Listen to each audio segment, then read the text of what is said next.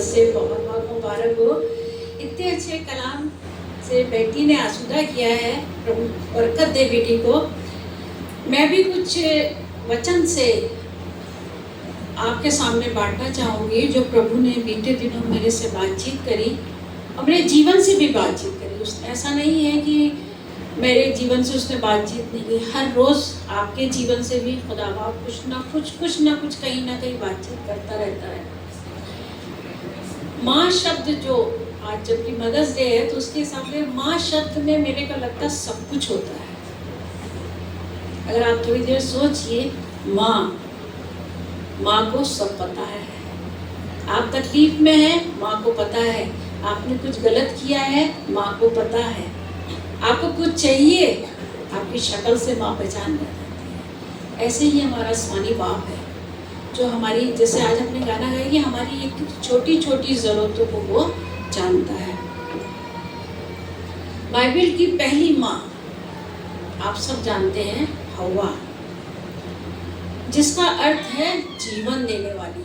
आज जो संसार में हम देख रहे हैं वो हम ऐसे ही नहीं आ गए, तो परमेश्वर की योजना थी कि उसने हवा की सृष्टि करी और हम सबको संसार में भेजा है। मैंने माँ शब्द के अंदर 3 चीज़ हर माँ के अंदर देखी अभी तक। मेरी अपनी लाइफ का एक तजुर्बा है, मैंने भी 2 माँओं को देखा है, एक अपनी मदर इन लॉ और एक अपनी माँ। दोनों के जीवन में मैंने इन 3 चीज़ों को बहुत गहराई से देखा है। पहली चीज़ है प्यार, और दूसरी चीज़ है सहनशीलता, बर्दाश्त, और तीसरी चीज़ है त्याग, बलिदान, सेक्रीफाइस करना। वचन में देखेंगे प्रेम के बारे में। उत्पत्ति 21 उसकी 14 से लेके 18 आयत तक आप सब जानते हैं, आपको मालूम है कि कैसे हाजरा परेशान थी। 16वीं आयत में मैं आपके ध्यान ले जाना चाहूँगी। मुझको लड़के की मृत्यु देखनी ना पड़े, तब वह उसके सामने बैठी हुई चिल्ला के रोने लगी। एक बच्चा है जो प्यास में तड़प रहा है, माँ को पहले से फिक्र हो गई कि पानी खत्म हो जाएगा, मैं क्या करूँगी, कहाँ से लाऊंगी, रेगिस्तान है, दूर दूर तक कहीं पानी का पता नहीं है, असंभव है। लेकिन उस माँ का प्यार देखिए, वो क्या करती है, चिल्ला के रोने लगती है। हमारे जीवन में भी, संसार में माँओं के, पिताओं के भी, ऐसा मैं नहीं कहती, हम सब के जीवन में परेशानियाँ आती हैं, ऐसी रेगिस्तान जैसी जिसको हम सोचते हैं कि असंभव है। लेकिन वचन मुझसे और आपसे कहता है, हाजरा के समान हम चिल्ला के रोने लगे, अपने खुदावन के आगे अपने घुटनों को मोड़ दें, तब खुदावन हमसे और आपसे कहेगा, हमारा नाम लेके। 17वीं आयत में लिखा है, हे हाजरा, तुझे क्या हुआ, मत डर, क्योंकि जहाँ तेरा लड़का है वहाँ से उसकी आवाज़ परमेश्वर ने पर सुन पड़ती है आसान। हमें सिर्फ एक काम करना है कि अपने घुटनों को मोड़ना है और परमेश्वर के आगे झुक जाना है। आपने देखा होगा जब छोटा बच्चे को किसी चीज़ की ज़रूरत होती है तो जिद्दिया जाते हैं। हमारे घर में भी हुआ, चाहिए, उसके पास है, मेरे पास नहीं है। अगर आपके पास सामर्थ्य नहीं है, आप नहीं खरीद सकते, तो मैंने एक फॉर्मूला आजमाया था उस टाइम, तो मेरे दोनों बेटे छोटे थे। मैं बोलती थी, खुदा बाप से दुआ करो, मिलेगा। मुझे नहीं मालूम था कैसे मिलेगा, लेकिन मैं ये जानती थी कि हाजरा जब चिल्ला के प्रार्थना कर सकती है, उसके लिए यह वो उपाय कर सकता है, तो क्या मेरे बच्चों के लिए नहीं करेगा? ज़रूर करेगा। आप सबके बच्चों के लिए, आपके लिए करेगा परमेश्वर। कभी भी परेशान मत होइएगा, कभी भी निराश मत होइए, परिस्थितियाँ बद से बदतर हो जाएंगी। मैं अपने परिवार की एक गवाही देना चाहती हूँ। जब मैं शादी होके आई तो हस्बैंड और उनकी मम्मी सिर्फ 2 मसीह को मानने वाले, बाकी कोई नहीं जानता था मसीह को। लेकिन मैंने अपनी मदर इन लॉ से एक चीज़ बहुत प्यारी सीखी है, तो मैं आप लोग से भी कहती हूँ कि अपने बड़ों से ज़रूर कुछ ना कुछ सीखिए। उन्होंने बाइबल पढ़ना और वचन दुआ करना कभी नहीं छोड़ा। चाहे वो ड्यूटी जाती थी, बड़े कॉलेज में स्टाफ नर्स थी, ड्यूटी जाती थी और ड्यूटी जाने से पहले उनको नाश्ता करना होता था, लेकिन वो पहले नहीं करती थी। पहले वो बाइबल उठा करती थी, और जबकि हम सब सोचते थे जल्दी करो, टाइम हो रहा है, लेकिन उसको उनको इस चीज़ की चिंता नहीं रहती थी कि हमको ड्यूटी में देर हो जाऊँगी, क्योंकि वो जानती थी जिसके लिए मैं बैठी हूँ वो टाइम को भी रोक देगा। मैं परमेश्वर का धन्यवाद देती हूँ ऐसी माँ के लिए, जिसने कभी भी, क्योंकि हम शादी होके आते हैं, हम दूसरे घर में आते हैं, दूसरे घर का रख रखाव बहुत फ़र्क होता है और अपने घर का मौज होती है। अगर मैं ये शब्द यूज़ करूँ तो गलत नहीं होगा, करा करा नहीं करा नहीं करा, लेकिन वहाँ हमको एक रूटीन में लाइफ लेनी पड़ती है जिससे। और मैंने उनसे सीखा था, जब उनसे बातचीत होती थी मेरी, तो उन्होंने कहा बेटा अब हम 2 से 3 हो गए हैं, और जो 3 होते हैं वो खुदावर हमारे बीच में है। मैंने उस चीज़ को मुझे वो चीज़ बहुत अच्छी लगी। मैंने उनसे सीखा कि सच बात है, यदि हम खुदा को पहला स्थान देंगे तो खुदा बाप भी हमें हमेशा, जैसे बेटी ने कहा कि वो ताज रखा है हमारे लिए, सच में वो ताज रखा है, और उन्होंने कभी परमेश्वर को नहीं छोड़ा। और मैं बताना चाहती हूँ 3 हुए, 3 से 4 हुए, 4 से 5 हुए, आज हम खुदा के फजल से 10 लोग जीवित हैं। एक जाति तैयार हो गई हमारे बीच में। मैं परमेश्वर का धन्यवाद देती हूँ। उसकी 28वीं आयत में लिखा है, क्योंकि मैं उसके द्वारा एक बड़ी जाति बनवाऊंगा। ये इजी था मेरी मदर इन लॉ के लिए? नहीं है, बहुत टफ था। आप उनके बीच में रह के देखिए, बहुत टफ था। वो ऐसी ऐसी बातें आपको बोलेंगे कि आपका ईमान चुराने की कोशिश करेंगे, लेकिन हम जब परमेश्वर में बन जाते हैं तो हमको प्रेम दिखाना है कि नहीं, हमारा परमेश्वर प्रेम का है और हमारे जीवन में बड़ा काम करेगा। वो बोलते थे असंभव है, लेकिन मेरी मदर इन लॉ बोलती थी परमेश्वर के लिए कोई काम असंभव नहीं है। वो सब कुछ करने में सामर्थ्य और जिंदा परमेश्वर है। मैं परमेश्वर का धन्यवाद देती हूँ। दूसरी चीज, सहनशीलता। बहुत मुश्किल होता है जब 2 घर के बच्चे कचर कचर कचर लड़ रहे, मम्मी ये, पापा ये, मम्मी ये, पापा। उस समय सहनशीलता दिखाना, या परिवार में कोई ऐसी बात हो गई जिसकी वजह से बहुत गड़बड़ हो रहा है। वचन मुझसे और आपसे बताता है, पहला राजा 17:8 से 16 तक आपने पूरा, आपको पता है उस सातपाती स्त्री के बारे में। 16वीं आयत में लिखा है, यहोवा के उस वचन के अनुसार जो उसे एलिया के द्वारा कहा गया था, ना तो घड़े का मैदा खत्म हुआ और ना कुप्पी का तेल। आसान था, कुप्पी भर तेल और मुट्ठी भर।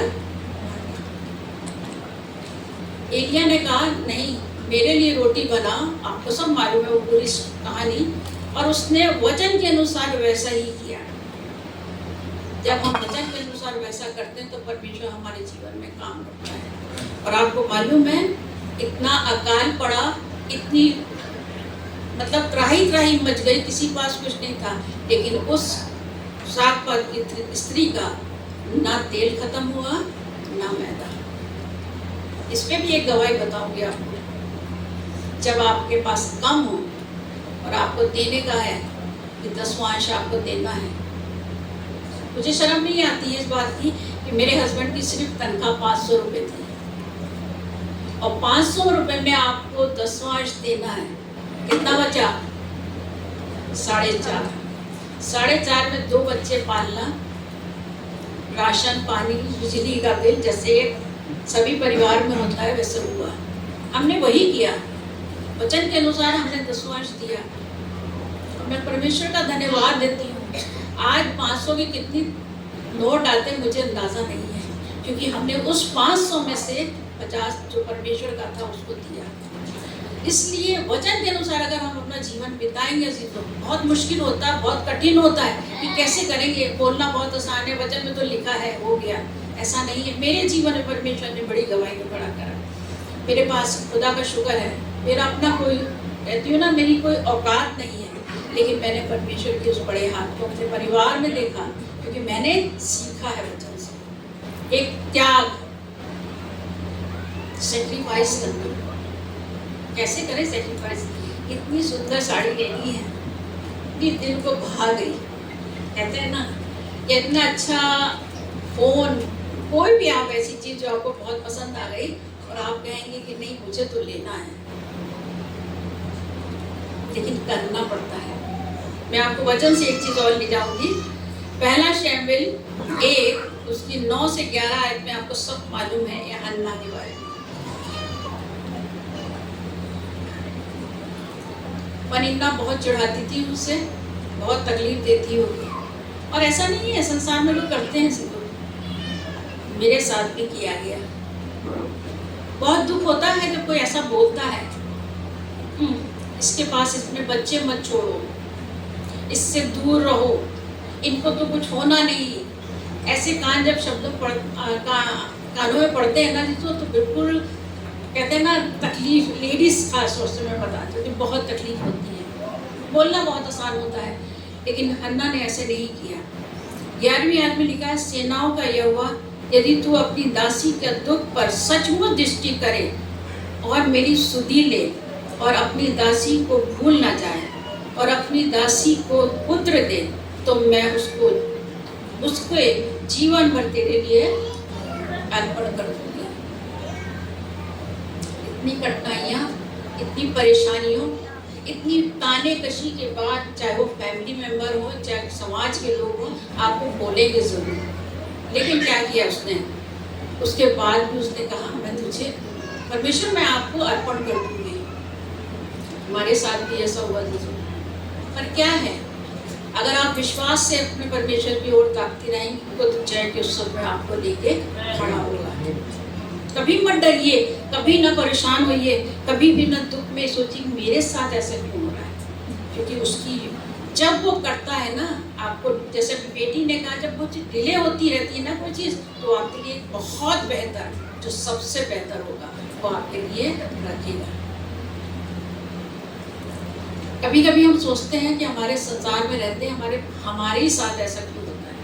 होएगा, क्योंकि वो आपको जोरावर बनाना चाहता है, वो आपको आग की भट्टी में से निकालना चाहता है, वो शेरों की मान से आपको बचाना चाहता है। वो परमेश्वर है। आप सिर्फ विश्वास करिए तो आपके जीवन में बड़े बड़े काम करेगा। असंभव हो नहीं सकता, ऐसी बीमारी है जो हो नहीं सकती। संसार के लोग तो सीधे सीधे आपको बोल देंगे, लेकिन उनसे एक शब्द बोलिए, जो उसने आसमान और जमीन को बनाया वो मेरे लिए सब कुछ कर सकता है। वो खुदा है। हम लोग किसी मामूली खुदा को नहीं मानते, वो जिंदा खुदा है, तो आज भी हमारे बीच में चलता फिरता है और बड़े बड़े काम करता है।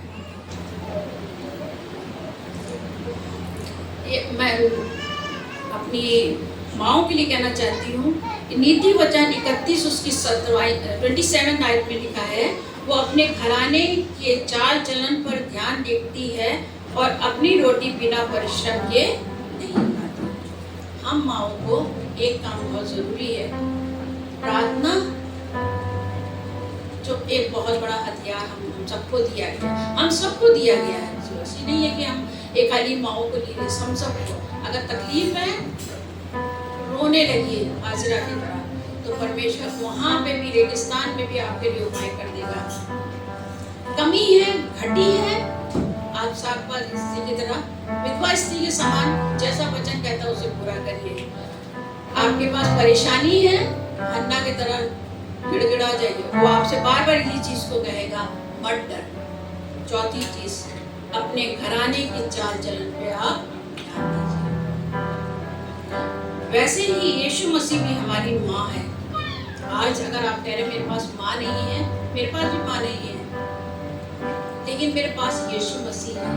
वो माँ की तरह हमको तसल्ली देता है, वो माँ की तरह हमें प्यार करता है, वो माँ की तरह हमारी जरूरतों को पूरा करता है, वो माँ की तरह हमें चंगाई देता है। वो हर वो काम करता है जो हमारे जीवन के लिए जरूरी है। प्रभु आपको आशीष दे।